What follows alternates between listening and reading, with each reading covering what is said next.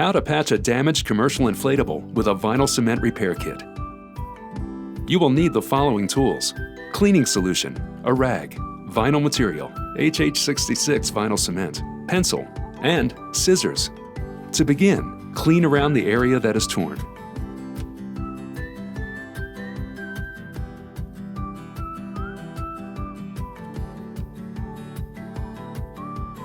Find the matching material and cut a patch to fit over the damaged area with an extra 2 to 3 inches larger on all sides. Trim the corners of the patch so that they're rounded.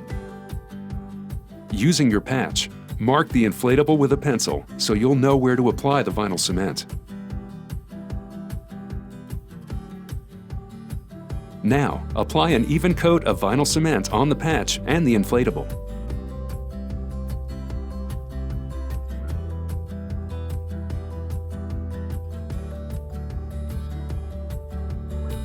Allow the vinyl cement to dry for about 2 to 5 minutes.